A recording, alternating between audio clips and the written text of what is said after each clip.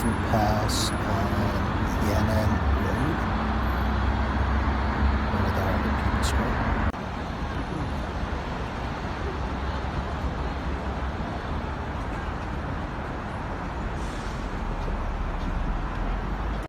So this is the main Apple store at 282 Wahai Road. This is where I bought my iPhone 7 back in late 2019. It's a really good store. I recommend you check it out if you go to Shanghai. And I'm using my iPhone 7 for recording. Haha. So this is interesting. It's not KFC, it's not fried chicken. This is ice cream, everybody. Ice cream. Unbelievable.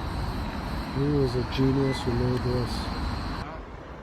Right now I'm at Nanjing Shilu. This is the main walking street here in Shanghai. I'm going to take the full length and walk from here to the Waitan and see if I can get some video footage, some pictures. Walking distance, probably about maybe 20-25 minutes, depending on how fast it goes. Just taking it easy, so about 25-minute walk. The first time I came here back in April 2006, and visited Shanghai. I believe it was about 4 or 5 days, and I just clicked with Shanghai, so I really loved it here. And eventually I tried to look for work here, and I nailed it. So I was pretty lucky. The best memories I remember when I was living here in Shanghai was in 2006.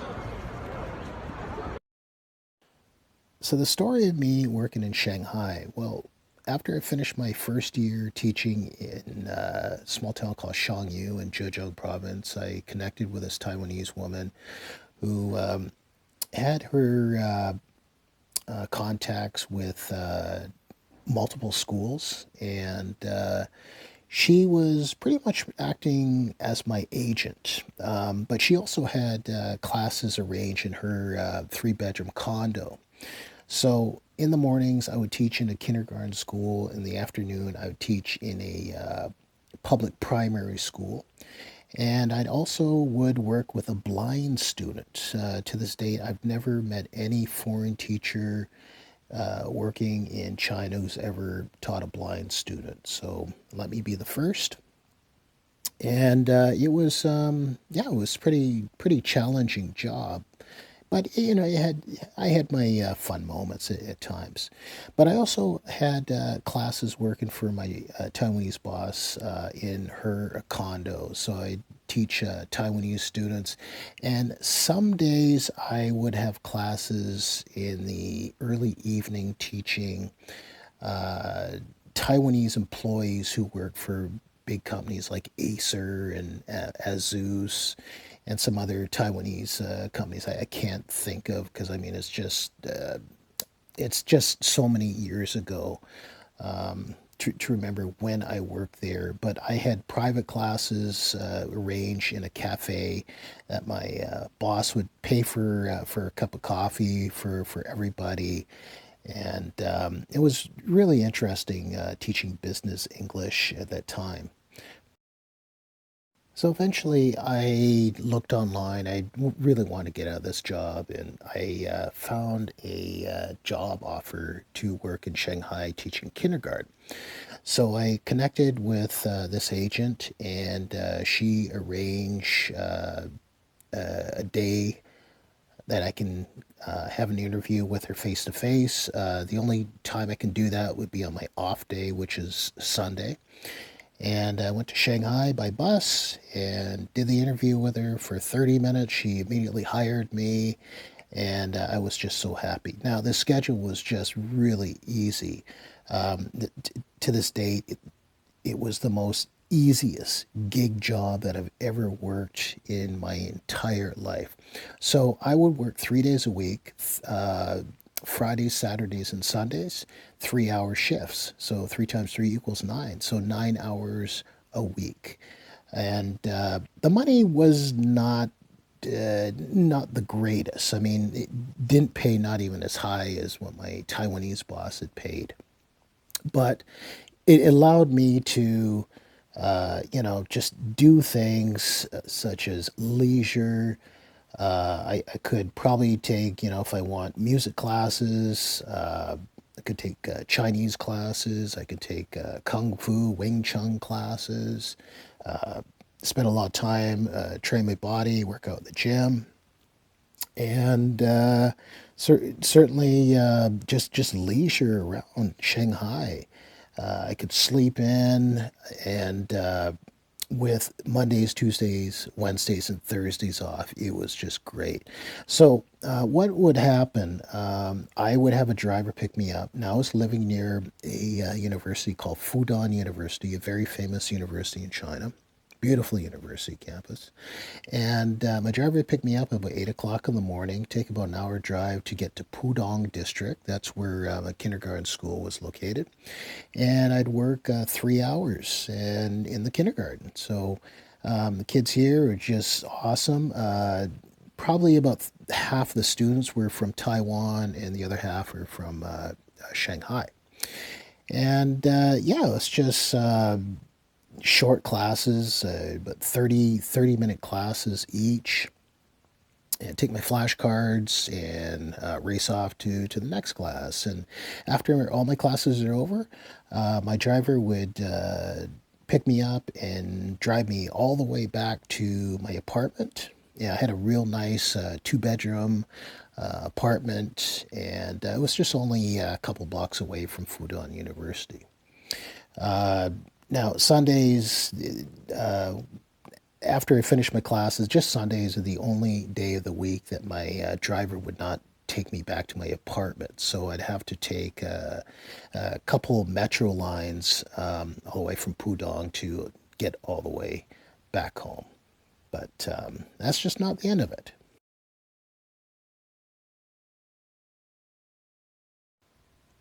So this is a picture I snapped back in the very first week I lived in Shanghai in August 2006. It was very hot and humid. I will say that it was just a really, really fun time. Back then, it had the most amazing stores on that road, and it's just a shame because China is just a very developing country, but also on the sort of the dark side or the sad side, a lot of businesses will either relocate, and there are also businesses that just close down.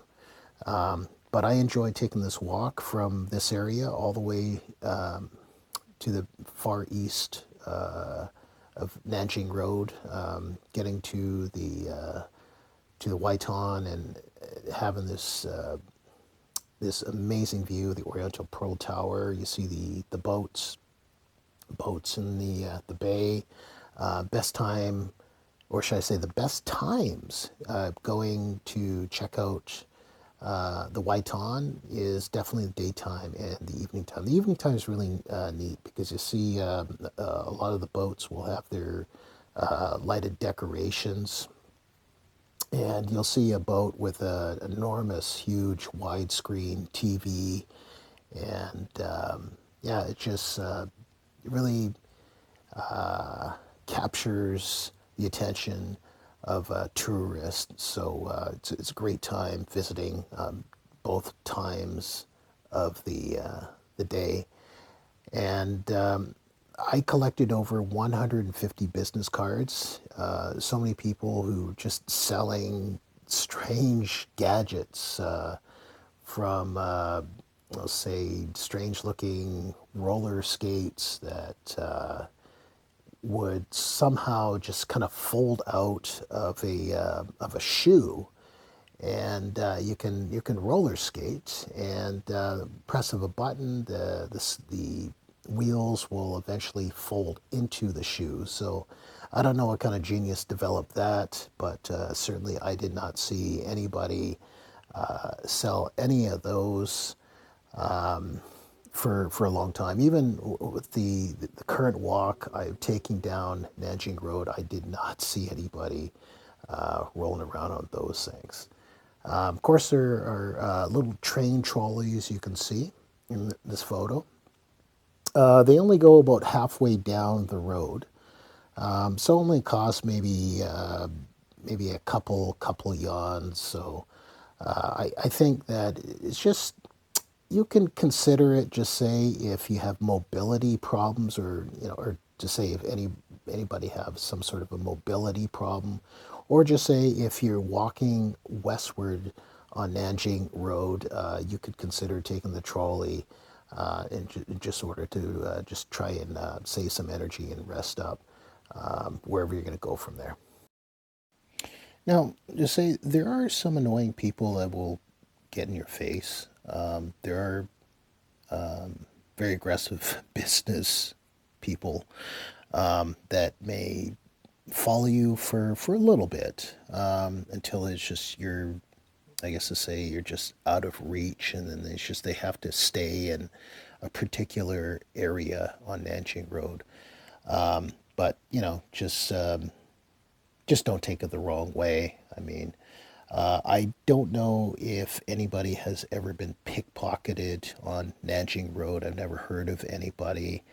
But I think that the last thing to say that there are a lot of scammers, and usually they are university girls, college girls who take these part-time jobs and working for tea huts or restaurants will try and seduce a solo traveler to go in with them, and you'll have to pay a high price.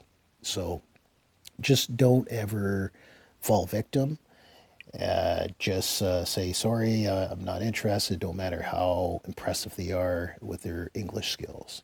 And also, there are some prostitute girls.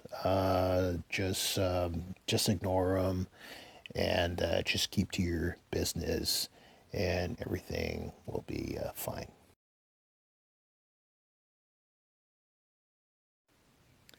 And last, this is a picture of me down at the Waitan, and you see the Oriental Pearl Tower standing tall behind me.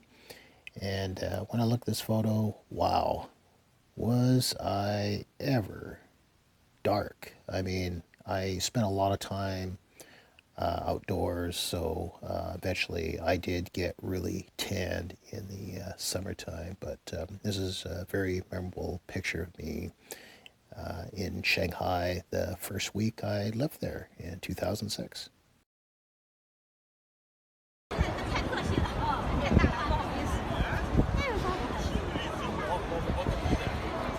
So right now I'm almost at the halfway point. There's lots of clothing stores, shopping malls, food stores, fast food restaurants, jewelry stores. We'll find it on this road.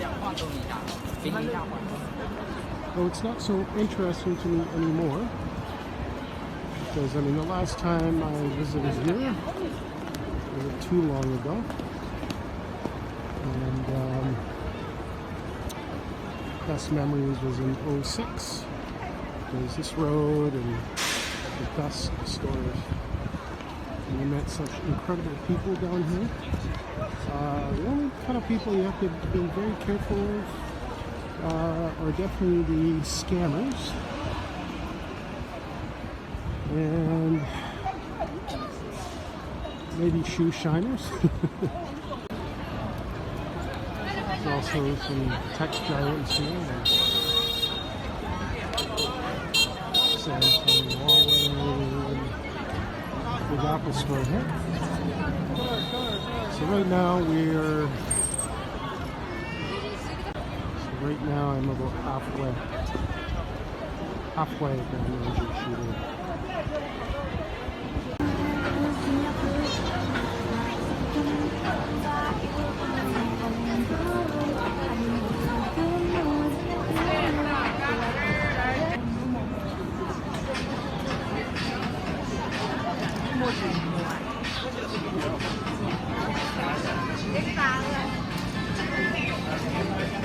就是拍拍照，看一看。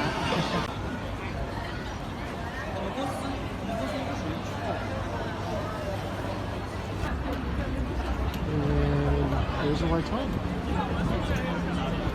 It's pretty crowded over there, but I'm going to stop in for want to have a look.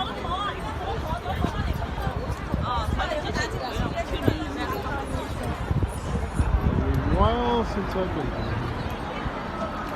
There used to be an underground right here. You can walk underneath the street and there'll be a lot of shops. And I don't know why they closed it. There's some structural failure that took place. Alright, let's go up.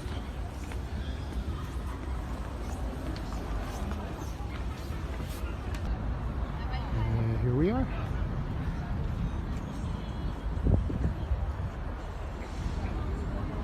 It's the Yangtze River here.